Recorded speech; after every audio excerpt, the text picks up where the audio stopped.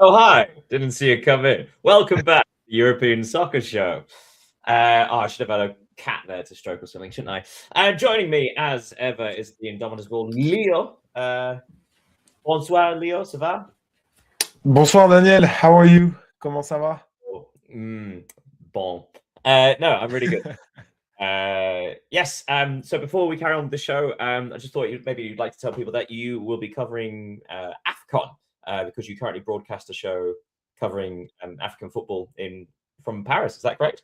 Yeah, is it on an African channel displayed in France and in all French-speaking countries in Africa? So if you are speaking French and want to join us on Telesud.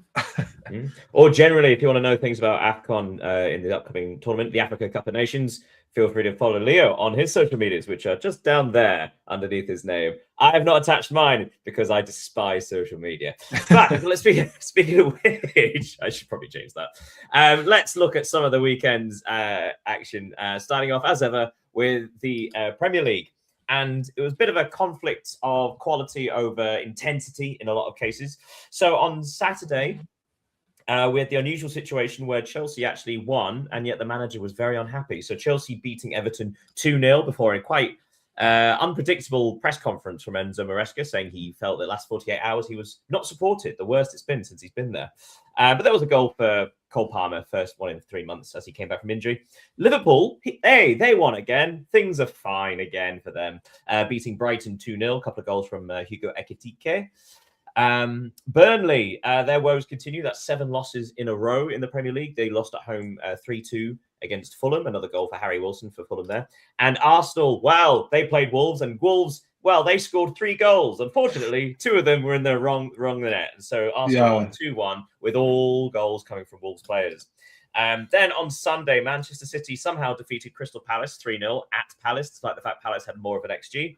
Nottingham Forest obviously beat Spurs 3-0. That was more evident, with Spurs barely registering on the XG. In the Tyne Weir derby, the first one in the league for, 13 years, something like that. And Sunderland won 1-0. And it was another own goal. Oh, that was not a good game. But again, intense. Quite fun, if you weren't me. West Ham United led twice against Aston Villa, yet somehow lost 3-2 to an absolute corker with Morgan Rogers' finish. And Brentford won, Leeds United won. Dominic Calvert-Lewin scoring his 4th goal in as many matches. There's a match tonight, which is Manchester United against Bournemouth, but obviously that's a little bit later. So let's start by going back to Saturday, have a couple of conversations. So Arsenal 2, Wolverhampton Wanderers 1. As I mentioned, first of all, this was not a good game, was it?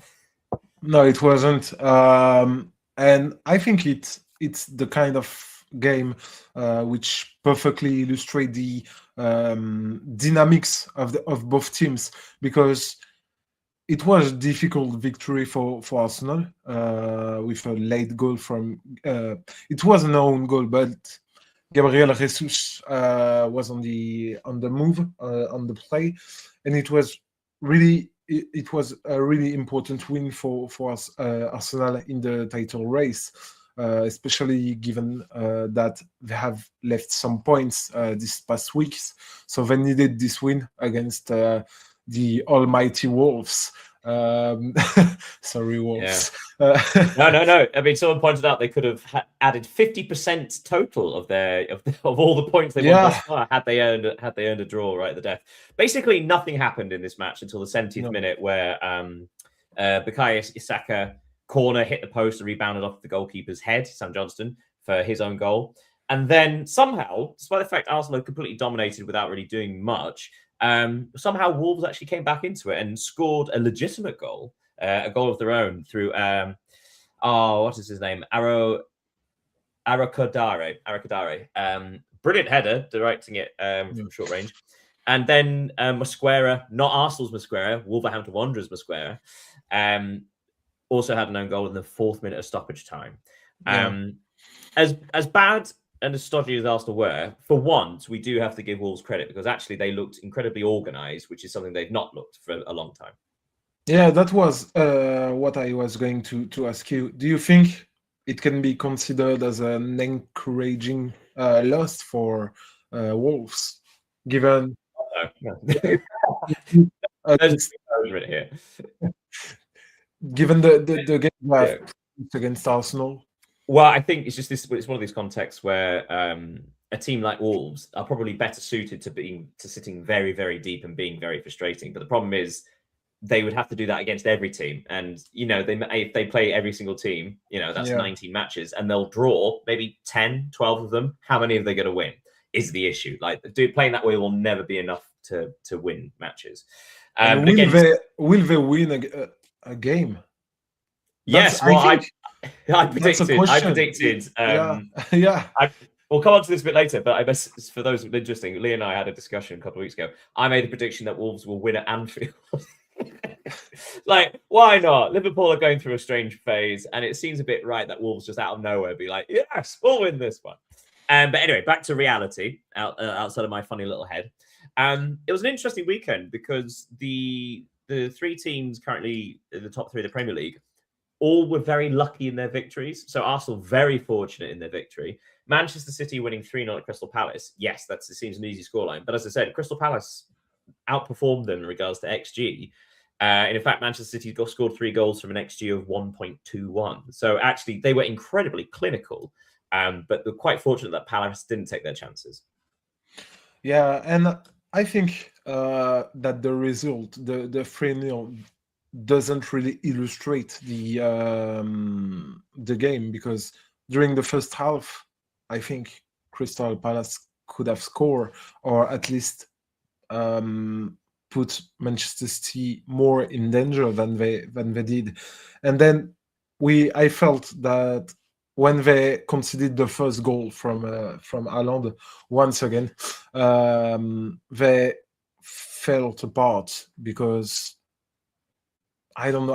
I felt during the second half that it was easier for Manchester City. Yeah. Maybe because they played at the Santiago Bernabeu in the Champions League, so maybe the legs were. It was difficult on a physical aspect, and I felt it was better during the second half. And we can note that Ryan Cherki once again provided an assist. He's now he's now leading the top assist table with Bruno Fernandes, who will be playing tonight. So that's great for him, especially since he have missed 2 months of competition. It's quite interesting as well, because Manchester City being only 2 points behind Arsenal, but it does feel like they've been quite fortunate in a lot of their recent results domestically, as opposed to in Europe. So, for example, the 5-4 victory over Fulham was chaos. The 3-2 win over Leeds United, chaos. Whereas this one felt important that they scored the first goal, because actually they, as you described, like they were actually able to control it. As opposed to what's usually happened, which is they sort of let it slip a little bit.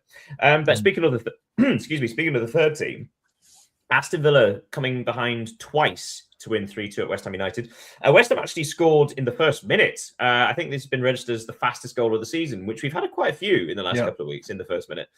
Mateus Fernandes scoring for West Ham after an error from Ezri Konsa.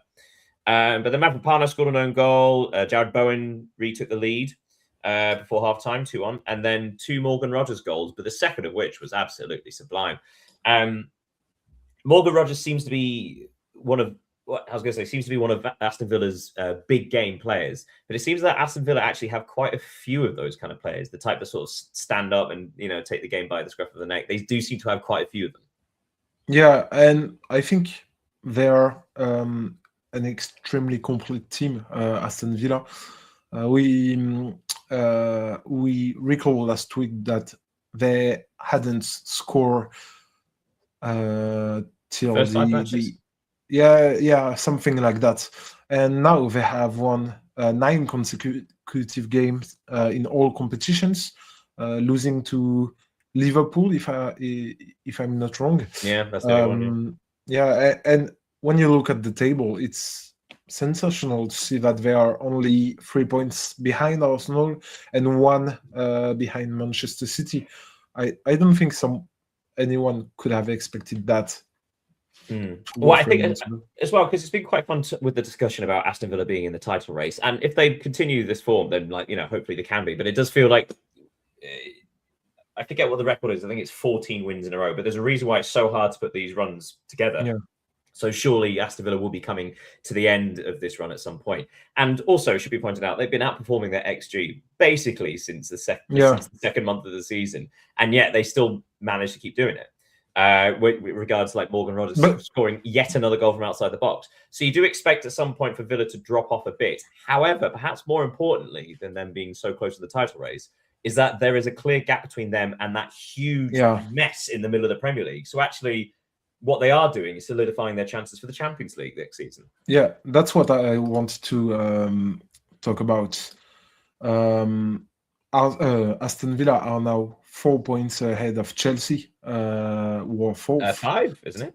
5. Okay, so 5. So it's important. And if you look at their result since the start to the season, they beat both Manchester City and Arsenal. So interesting to see that they can compete in those big possible title games. But also the teams that can actually have a choice, have an impact on who does win the title, even if they don't win themselves.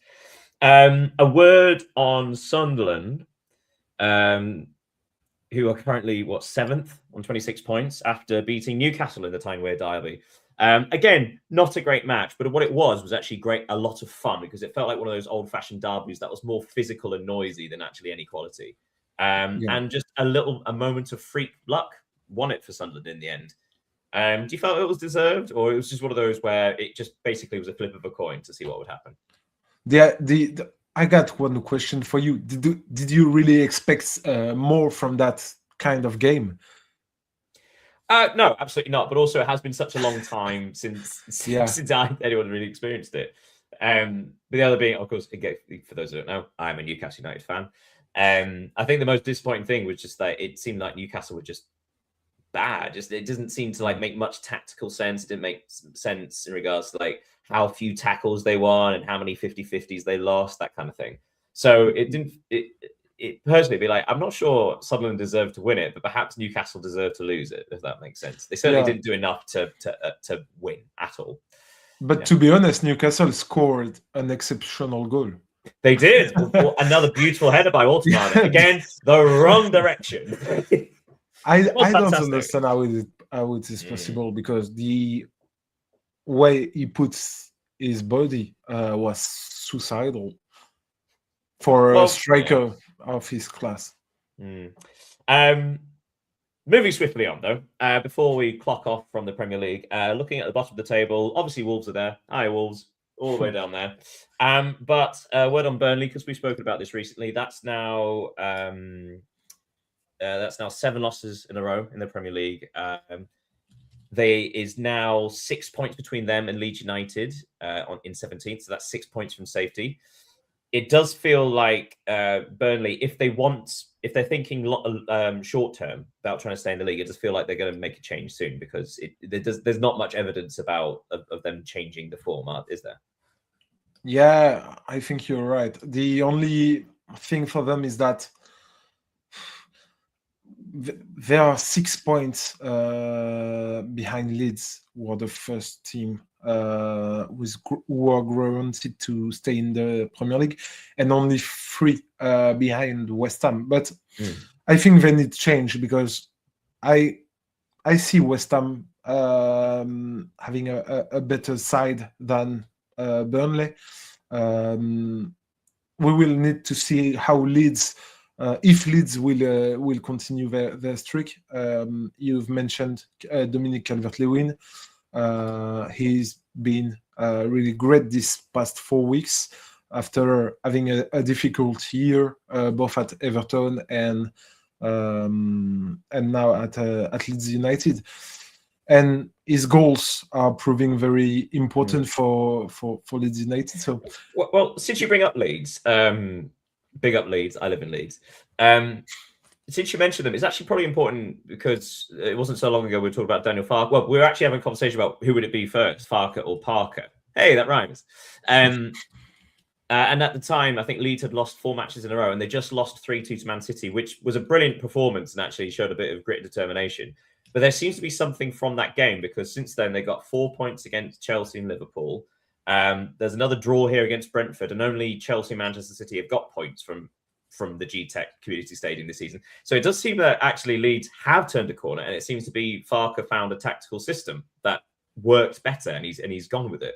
Whereas this is the thing with Burnley. Burnley don't seem to have found, and specifically Parker hasn't seemed to have found any solutions yet.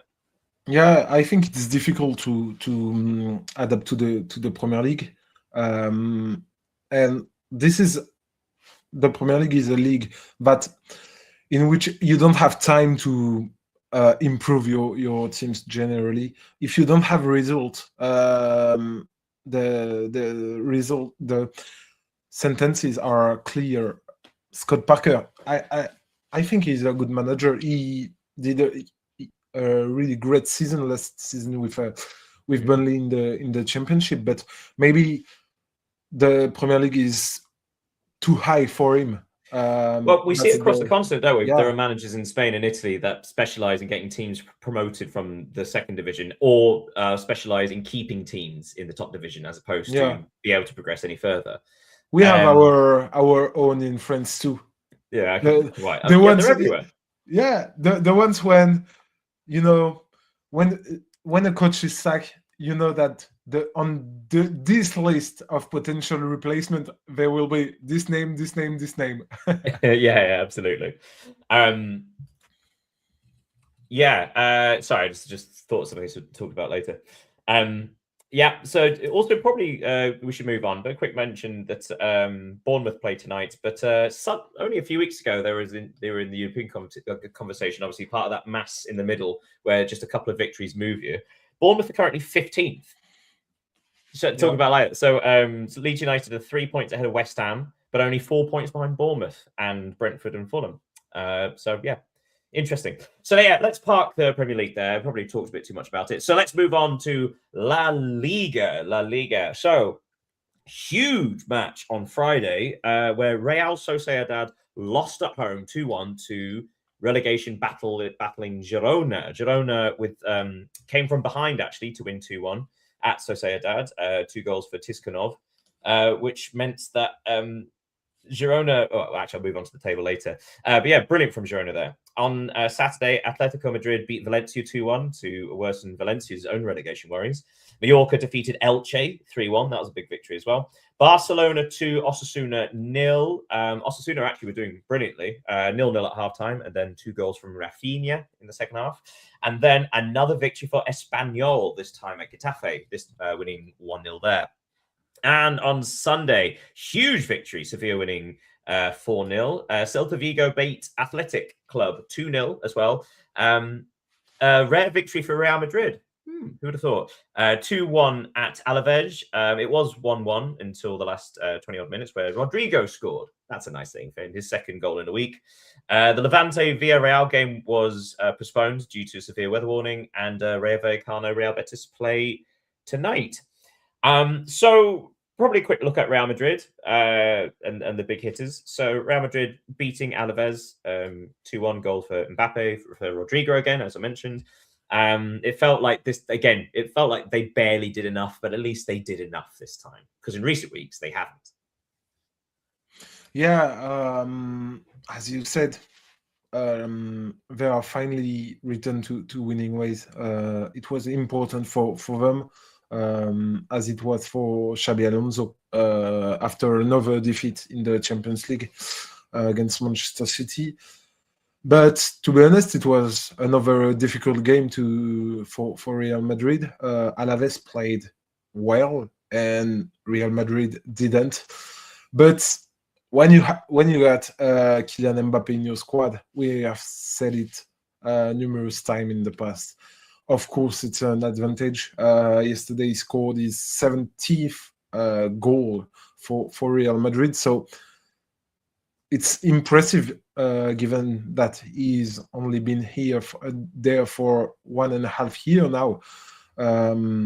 It says a lot about his importance in the squad, and I don't think people saying that he is the problem in the team are right, because how can he be a problem when he is the sole cure to this collective one? So exceptional from Mbappe, and it's good also for France in a year of a World Cup. Oh God, France's squad is disgusting. Okay, then looking at Barcelona beating another very similar to Real Madrid, actually playing a team much further down the table than them. Although that's doing Alaves a bit of disservice. So Barcelona is struggling to a victory over Osasuna 2-0. Yeah, Hansi Flick spoke recently because obviously he reinstated Rafinha into the starting lineup in the last couple of weeks over Marcus Rashford, who obviously is having a terrific season. And he was asked about that, and he sort of stated that Marcus has shown the perfect mentality, because he's committed to actually trying to get back into the side, but also hasn't questioned the fact that Rafinha is back in the side, because obviously Rafinha had one of the best seasons any player's ever had last year. So, it's almost like he didn't complain despite the fact he's played so well. So it does feel like Rafinha has historically earned the right to be there, although I don't want Mohamed Salah to get any ideas.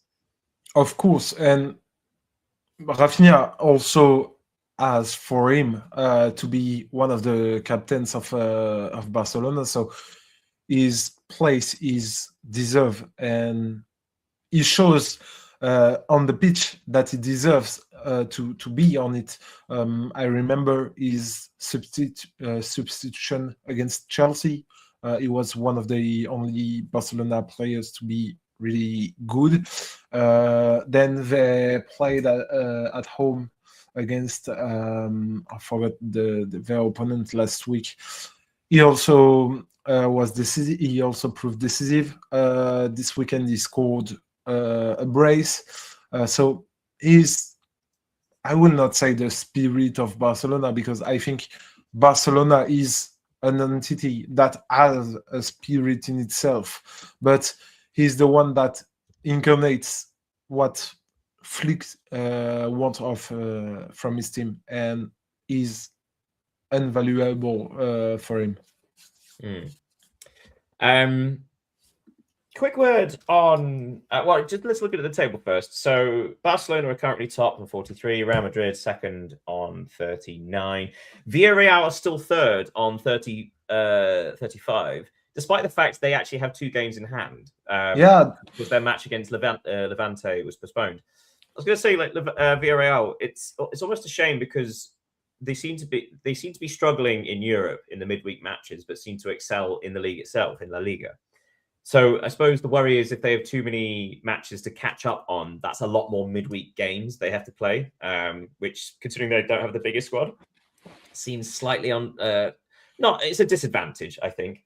But then again, they also signed up to go to Miami, so they've only got themselves to blame. Atletico are 4th, 1 point behind them. But then in 5th place, your friends and mine, Espanyol. Espanyol are currently 6 points ahead of Real Betis in 6th place, although they do have a game in hand. Espanyol, let's have a quick word on them, because originally one of the stories of the season in La Liga has been Elche and the style of football they play and how impressive they've been. But Espanyol seem to have come from nowhere, and unlike Elche, actually seem to have consistency to challenge for Europe. Yeah, and I don't think anybody expected Espanyol Barcelona to be that high in the league, because they haven't been like a really first team in the tables this past few years. They played in the second division, and they are doing a terrific job this season. They haven't played against all of the biggest opponents. I know that they will play, their next game is against Athletic Club, and then they will play Barcelona. I think the Atletico game will follow soon. So they will have to play against these big teams, and it will permit them, sorry, to see if they can have ambition, European ambition at the end of the season. But you have to praise what they have done so far. They are on a run of 4 consecutive wins, which is impressive. They have beaten Celta and Sevilla, who are 2 powerhouses this season. So yeah, interesting. And they will not play in the Copa del Rey because they have been eliminated, so it can be an advantage. Fair point. A look at the bottom, Levante, game in hand, they are bottom on 9 points behind Oviedo on 10. But more interestingly, there is this now real scrap, because I mentioned it before, Girona getting that win at Real Sociedad. Not only is that huge for Girona, but it's huge for Sociedad. So Girona are 18th on 15, level on points with Valencia, level on points with Osasuna, and 1 point behind Sociedad. So it felt like, so at one point about 3-4 weeks ago, it felt like Real Sociedad actually had turned a bit of a corner. They found some form, managed to pull away from the relegation zone, but they've been pulled. As soon as they think come out, they're pulling me back in. But yeah, they really have. They are still in trouble, as are Valencia. Yeah, as you said, they got some good results in October and maybe until mid-November, but now they seem to falling back into what they have done on the early season. They have now lost 3 games in a row, including the problem is that they lost against Alaves and Girona, who are 2 teams they will compete with in order to stay in La Liga. So if they can't achieve to win those games, it will be even more complicated to win against Barcelona, Atletico, Real Madrid, and even Espanyol, Athletic Club. So they absolutely need to win these ones. And yeah, in January, they will face Atletico, Barcelona, and Athletic Club. So it's kind of worrying, the state of form. Well, let's bid adios to La Liga and say buonasera to Serie A. So looking at Serie A, there were some big results here and very unpredictable results for some of the big lads getting bloody noses. So on Friday, Lecce eased their worries with a 1-0 victory over Pisa. On Saturday, what a victory for Torino! Just a little breath of relief for Torino. They're beating Cremonese 1-0. And then one of the 2 most bizarre matches in the entire weekend. More on that later in Ligue 1. Little teaser there. Parma lost at home 1-0 to Lazio, despite the fact Lazio were down to 9 men when they scored. Actually, I'll give you the details. Zaccagni was sent off at the end of the first half, so about the 42nd minute, so down to 10 men. And then Basic was sent off with about 15 minutes left to play, so down to 9 men. And then, for the sake of it, Noslin scored with about 8 minutes to play. So why not? Beating Parma with 9 men. It's quite impressive, really. Atalanta, the rebuild starts now. They beat Cagliari 2-1. A couple of goals for Scamacca. On Sunday, AC Milan, at the time the league leaders, stumbled against the promoted Sassuolo 2-2.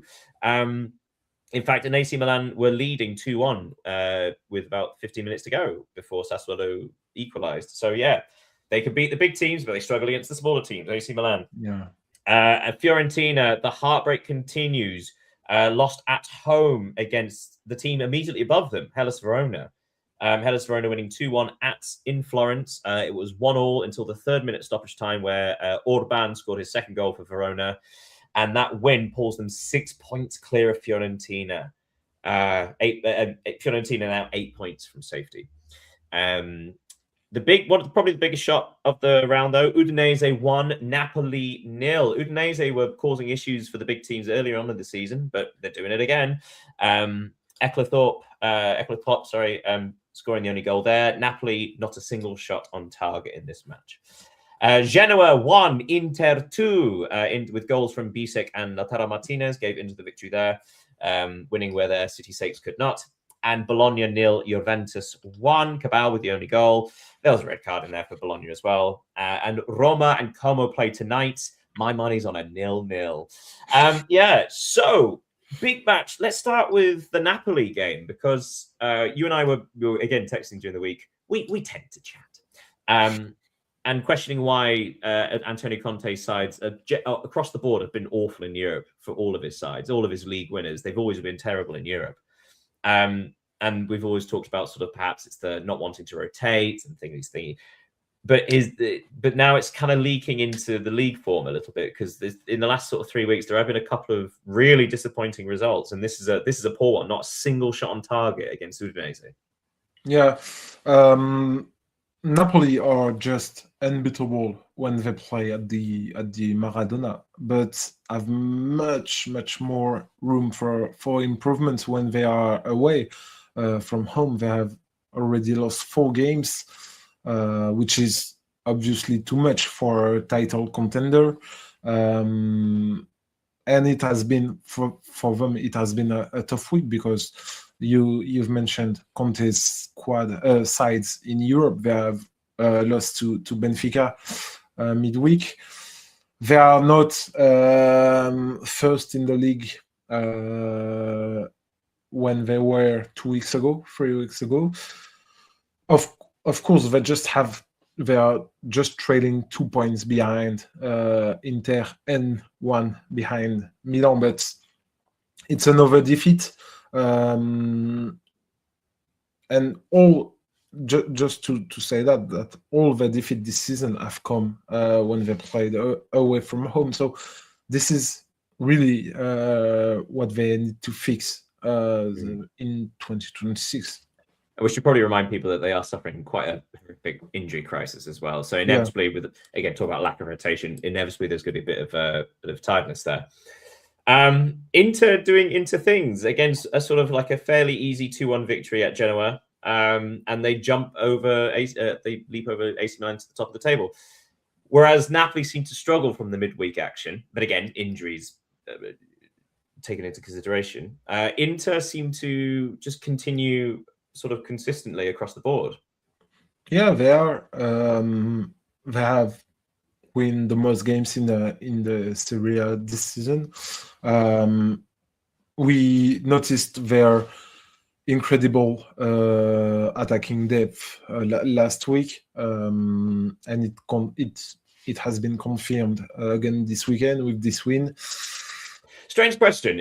Assuming everybody's fit, who has the strongest squad? Would you say Inter or Napoli? Because Napoli had a wonderful summer of transfer recruitment. Yeah, I would tend to say Napoli, but maybe Inter are more experienced. Like they are playing together since maybe a long since time 1954, ago. Considering yeah, no, but especially the big names in the squad. When you have, for example, on your attacking line, Marcus Thuram and Inigo Lautaro Martinez for now 2, 3, 4 seasons, it obviously help to score games in the fact that they understand each other on the pitch, and they have also Mkhitaryan, who has been here for I don't know how long, Nicolo Barella. The only problem I see in this Inter squad is the defense. I think they will need to buy a player, a central defender during the Mercato, because Acerbi is getting old, and the other defenders they got, I think they are not the ones you can really win a title with without an experienced or top class player, except from, of course, Bastoni, who is maybe. And to be fair, Dimarco is one of the more sort of sought after left fullbacks, wing backs. Yeah, but once again, we have to say that Chivu has done a terrific job at Inter, because it was really difficult to succeed Inzaghi, given his light experience on a bench, on a bench like Inter, especially. So praise to him. And strange thing to say, actually, bravo. but I suppose looking back at it, because obviously Inzaghi played such an interesting brand of football at Inter, and Inter obviously got to 2 Champions League finals across 3 seasons. But we think you look back over the last 3-4 years, and you do wonder, should Inter actually won more, because they only won 1 league title in those 4 seasons, and 2 Champions League finals, which is impressive itself. But also, there wasn't, considering they were definitely the strongest team in Italy across the board. You do think maybe they've missed something? We should probably talk about AC Milan across the Milan threshold. Because they stumbled at home against Sassuolo. And again, this is something we spoke about often. They managed to beat all the teams around them. They've beaten Inter, they've beaten Napoli and Roma, these really impressive victories. And yet they keep dropping results, keep dropping points against teams mid-table, lower table. It seems to be a real problem. And it's not as if they can't break these teams down. These aren't 0-0s. They just seem to keep conceding goals. And it's quite sloppy. Yeah, and especially at home, where Milan should win the most points. It's I think it's a deceiving result, especially given if they had won this one, they could have took the lead on the league. So disappointing result to draw against Sassuolo. Sassuolo is a team. We don't really know how to talk about this team. They can play Europe, but are they good enough to do it? We don't really know. But they will.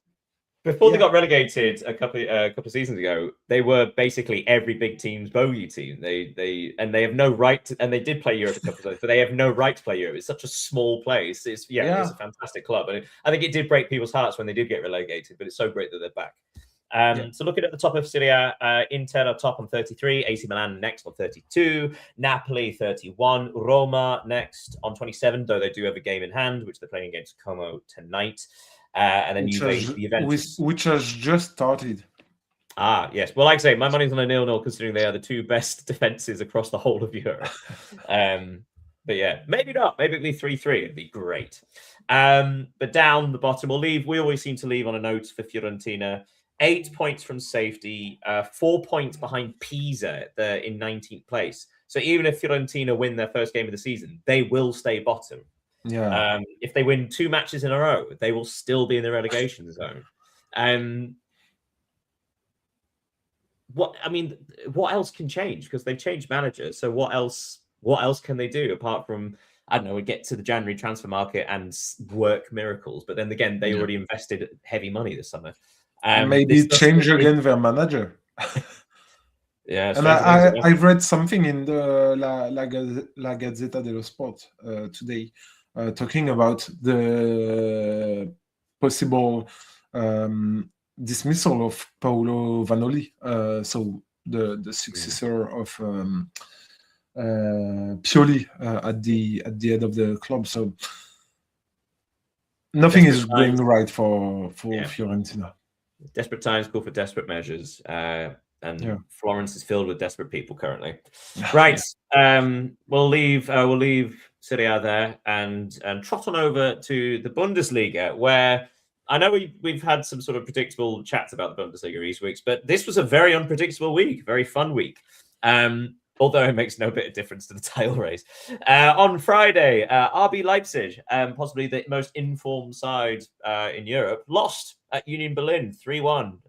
It was 0-0 at half-time, actually. But yeah, 3-1 Union Berlin ended up winners. On Saturday, Borussia Mönchengladbach, their good form has ceased. They lost at home 3-1 to Wolfsburg, who were, again, real relegation fears, but they've turned around a couple of really important victories.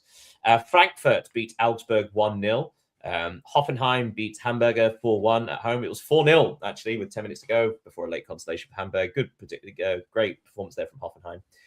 St. Pauli won 2-1 against Heidenheim. A victory for St. Pauli. They finally won. Yeah, good for them. Although against relegation rivals as well, but even sweeter. The only team in the top 4 to win by Leverkusen, beating Köln 2-0 with goals from Terrier and Andrich. And then on Sunday, Freiburg held Borussia Dortmund to a 1-1 draw. Joe Bellingham getting a red card and allowing Freiburg to equalise late on. Bayern Munich left it late to draw at home against Mainz. Bottom of the table, Mainz 2-2. And then Werder Bremen 0, Stuttgart 4.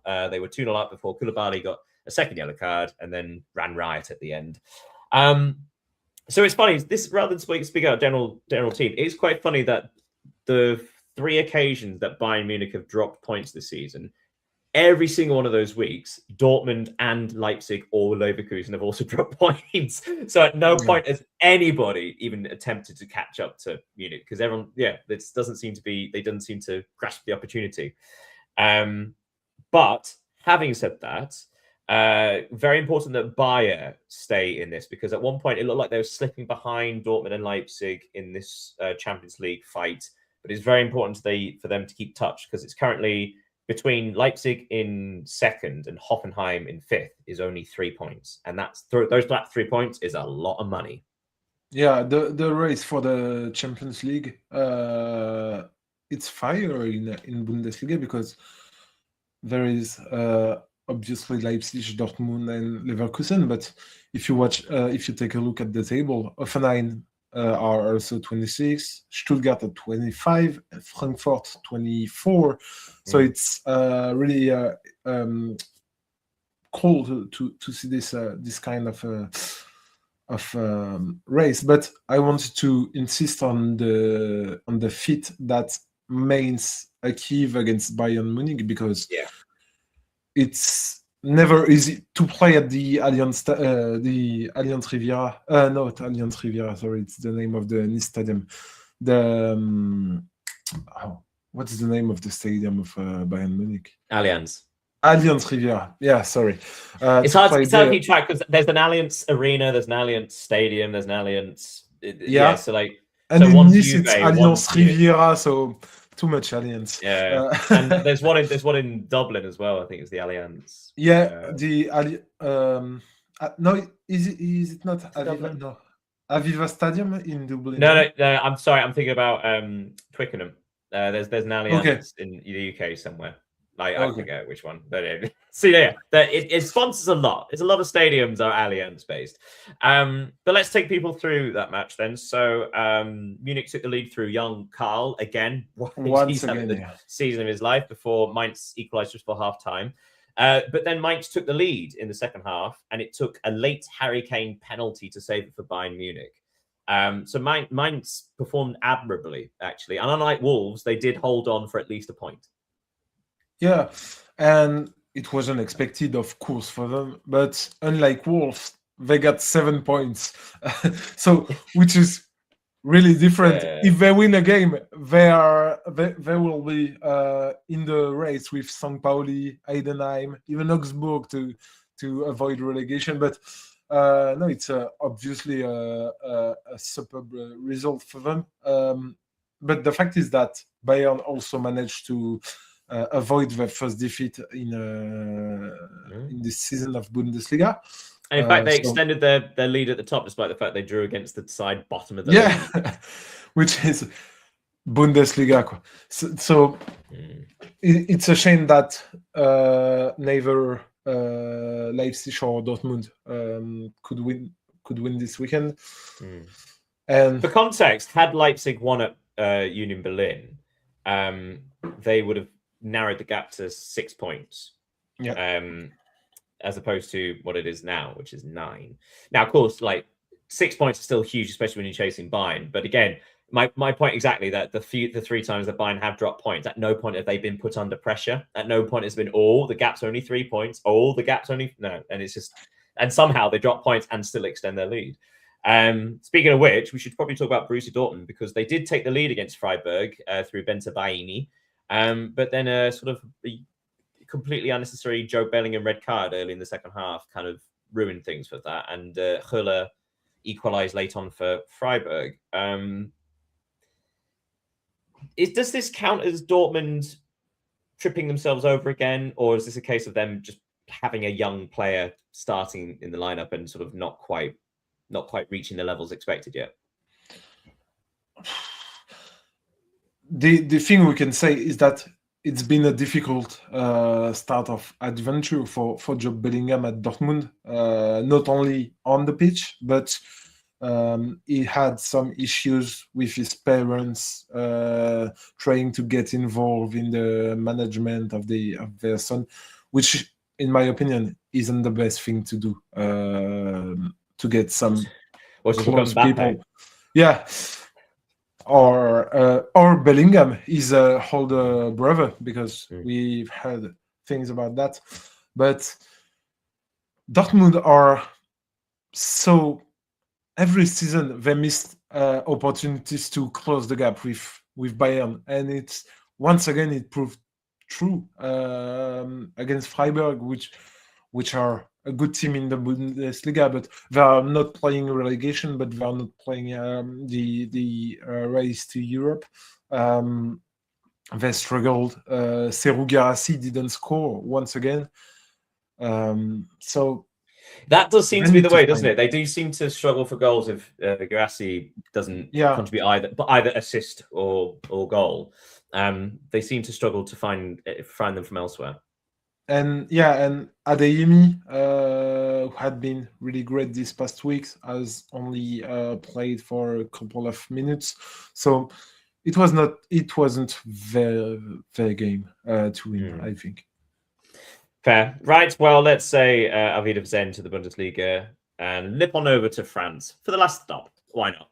So Ligue 1 indeed. And possibly the most insane match I've ever had to try and get all the details down for. More on that later. On Friday, Angers defeated Nantes 4-1 to ease their worries and actually gone off into like lower mid-table. On Saturday, Rennes did a treble over Brest, which sounds like a KFC order. Yes, Rennes 3, Brest 1. Brest actually took the lead early on before Rennes rallied. Metz 2, Paris Saint-Germain 3. What a fun match that was. What an effort from bottom of the table Metz. They are fun, but they're still last.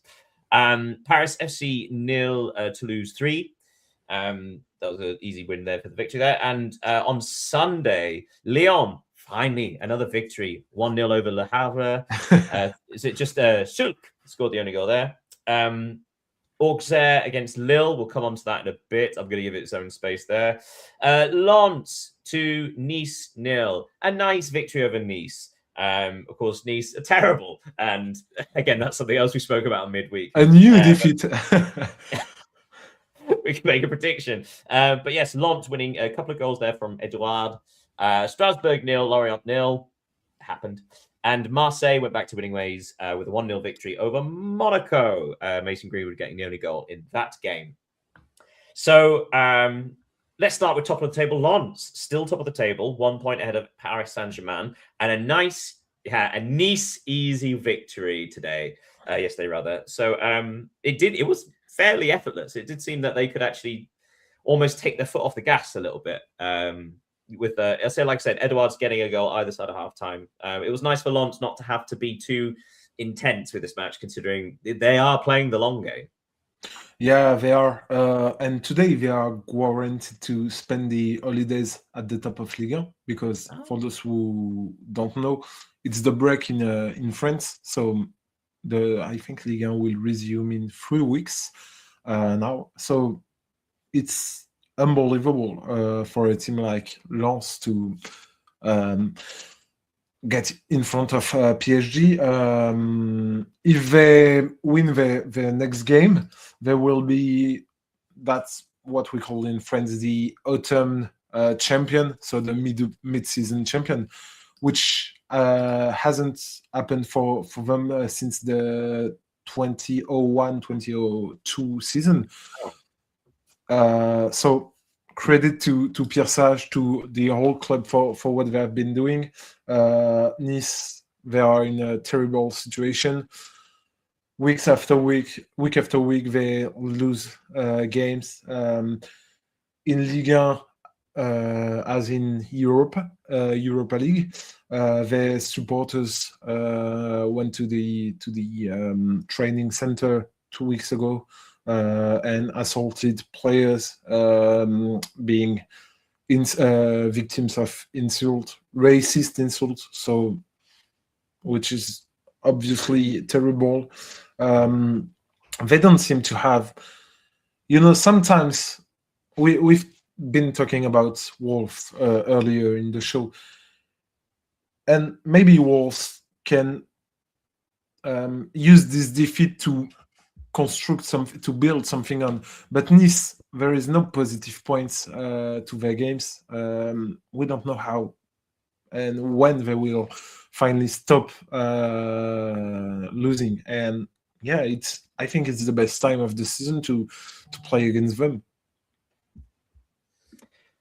Yeah. So Paris Saint-Germain still looking. So they're second place on 36. Do you think they deserve credit for this victory over Metz? Because Metz, as we've seen in the last month or so, can put up a fight. But also Paris Saint-Germain perhaps rotated a bit too much. Still, I mean, they've got some wonderful teenagers, but obviously, if you have Mbaye, is it Mbaye? Getting a couple of assists, he's only 18. It feels like they may have They may have rotated a bit too much. They rotated a lot, but let's not forget, or if you don't know, they will play the Intercontinental final against Flamengo in 2 days or 3 days in Qatar. Straight into the final. I thought they had to play the semi first. No, maybe. Wait, because the Intercontinental one, and before the new Club World Cup, it used to be that the European winner would join at the semi-final. No, it's the final. It's the final. Let's go straight that seems a bit pointless. Yeah, I think it's like the old Club World Cup. No, it absolutely is. It absolutely is. But I'm saying, like, the European champions used to go in at the semi-final. At least have a little bit of a challenge. Yeah, that seems silly. Yeah, that's. No. Because Flamengo. Sorry, I'm being an old man, sort of grumbling. No, but if you're going to make it an Intercontinental Cup, at least make it worthwhile. Yeah. So yeah, of course they rotated the team. Metz, who have been performing rather well in recent weeks, winning games finally after a terrible start of the season. But Metz, maybe they have tried to play too hard and were punished to it, because even if there were a lot of youngsters in PSG squad, they got some experienced player. I should probably point out as well, at no point were Metz level. So Paris Saint-Germain were 2-0 up, Metz pulled a goal back, then they were 3-1 up, and then Metz pulled another goal back. So the game state was always that Paris Saint-Germain were ahead. But that seemed to be when Metz actually played their best football, was when they were forced to come forward. Yeah. And which is interesting at PSG is that they invested a lot this summer in bringing in Lucas Chevalier as a replacement for Donnarumma. And he's not the starting goalkeeper for now. No? It's been Safonov, because his performances are deceiving, and Safonov has been delivering good performances too. So interesting to see the development of this competition between both. And PSG also, we have to note that Désiré Doué, who have been injured for weeks now. He made his return in the Champions League on Wednesday, and he scored against Metz, so it's a good thing for PSG and also for France, of course. So it's a good victory for Paris. Yeah. Also, there's also something very satisfying having a goalkeeper called Safe Enough. Well, written down anyway. Anyway, so we're going to leave. Yes, we're going to leave with telling you the story of Auxerre versus Lille. Gather around the fireside, everybody. So it goes like this. Lille opened the scoring through Haraldson, 1-0. And then just at the end of the first half, Ngoy gets sent off. Okay, so 1-0 up, down to 10 men, and that's half time. Relax, everybody. And then in the 57th minute, Sinayoko equalizes for Auxerre, 1-1. And then Akbar gets a second yellow card and is sent off for Auxerre. Now it's 1-1. Both sides have 10 men. And then Chancel Mbemba scores an own goal 6 minutes later. Auxerre lead 2-1. And then, with 12 minutes to go, Bentaleb equalizes 2-2. Auxerre 2, Lille 2. And then 3 minutes later, Diwan scores for Lille 3-2 to Lille. And then 3 minutes after that, 3 minutes after that, Sinayoko scores an equalizing penalty 3-3. And then 3 minutes after that, Andre scores a fourth goal for Lille. It's now 4-3 for Lille. And then 2 minutes after that, El Ouzazi for Auxerre and Perraud for Lille are both sent off. So both teams are down to 9 men. It's 4-3 to Lille. Yeah. And that is the end of my tale. Although it's quite funny that Lille scored 4 goals, had 2 men sent off, and only had 5 shots on target. So it's quite a strange match. So let's leave there. Let's Ligue 1 there. So Lille won 4-3 at Auxerre, which means that at the top of Ligue 1 was Lens, Paris Saint-Germain, 4 points behind Paris Saint-Germain are Marseille after their victory. They are level on points with Lille, who seem to have really built up a head of steam. And there is now a 5-point gap between Lille in 4th and Lyon in 5th, who are level on points with Rennes. And then 4 points behind them are Strasbourg, Toulouse, and Monaco down in 9th place. Right. And that's all the league. I just have something for you. I know you like statistics. Oh, wait. So, pretend it's a trivial at the bottom. It is not. It is not because it's not trivia. It's just you will never find the answer. But no, because it's a statistic extremely precise. You've talked about the fact that Manchester City scored 3, 4. How many X goals? I think it was 1.21. Okay. Lille scored 4 goals, with only 0.47 X goals. No, Lille. So chaos. 0.1 X goal per goal. So impressive. What the hell was Auxerre's goalkeeper doing? And John, we don't have time. We don't have time to pick that apart. Right. 3 things we may have missed. I would like to talk about Scottish football. Yeah, me too. The first trophy of the season in Britain was the Scottish League Cup final. St Mirren versus Celtic, and St Mirren won 3-1. If you don't know who St Mirren are, there's no reason why you would. It's a small place. I think it's called Paisley, which is like southwest of Glasgow. But yeah, won the Scottish League Cup, which is enormous. It's their first trophy in 12 years when they beat Celtic in the Scottish League Cup final, and only their 5th trophy ever in 130 years, which is fantastic. But yeah, I thought I mentioned that because there's something beautiful in Scottish football at the moment, because Celtic are pretty bad, Rangers are awful, which means there are other things happening for all these other clubs, which is very, very fun. What would you like to contribute? 3 things we may have missed. And thank you for that, because I can bounce back on it and to say that, of course, Wilfried Nancy has been appointed to the Celtic bench now less than 2 weeks. In the MLS? Yeah, in the for the Columbus Crew. Columbus Crew. Okay. Yeah, and he, following reports, he is already under pressure at Celtic after only 2 weeks. Well, so it does seem a bit mad, doesn't it? Because Martin O'Neill, and for those who don't know, Martin O'Neill is a legendary Celtic manager, but he last managed them about 12 years ago, 13 years ago. He is in his 70s now. But he came in, I think he won every game apart from one. I think it's like 6 wins, 1 draw. He sort of steadied the ship. Celtic have caught up to Hearts in the Premiership table. They righted the ship, and then Nancy's come in. They lost to Hearts. They lost to Roma 3-0. They just lost to St Mirren in the League Cup final. So there were a lot of people asking, why didn't they just keep O'Neill for another couple of weeks? Because he was doing a good job. Difficult to say. And it should be noted that Nancy has lost his 3 first game in charge of the hoops. So, of course, it helps. And to finish... Sorry? Only scored once. They've only scored once, I think, as well in 3 matches. Maybe. They've conceded 8 times, and I think they've scored once. Terrible record. And to finish with the things you may have missed, I wanted to travel to Italy, where Sampdoria, if you followed last summer, their impossible relegation story. Yeah, they were saved from Serie C last summer, and unfortunately, they are having a difficult start of the season. They are currently 19th in the table.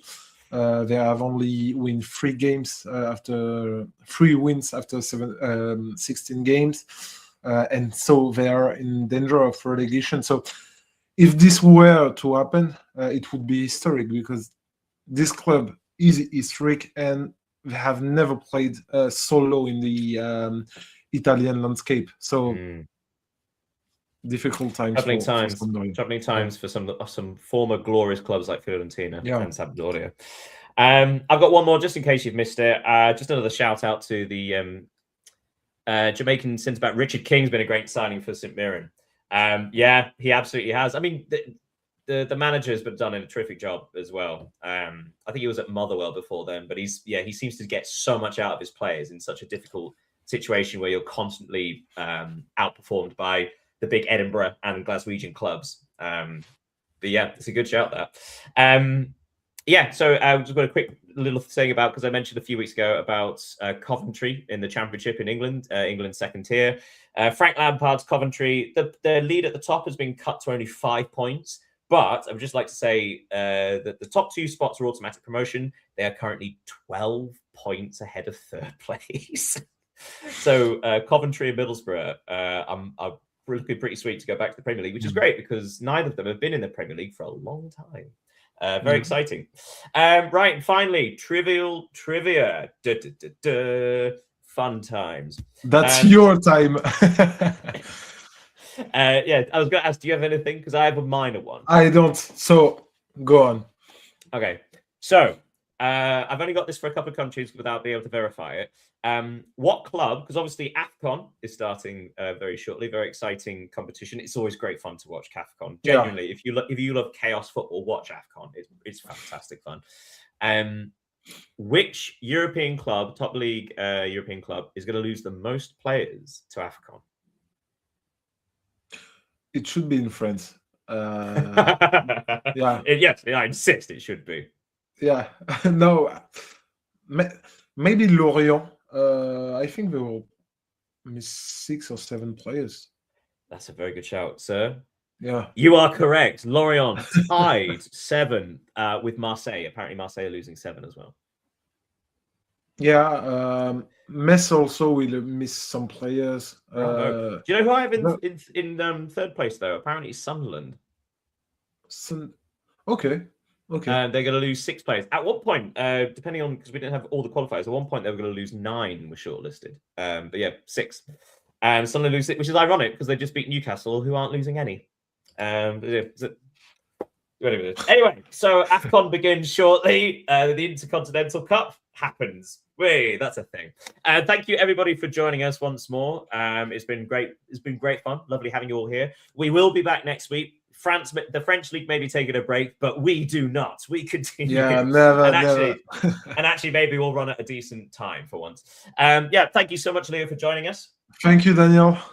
And thank you everybody for watching. It's been lovely. Once again, check out the X/Twitter/ whatever it is. Look, find us on YouTube. Yeah, all of that. I will see you next time. Have a great week, everybody. Thank you.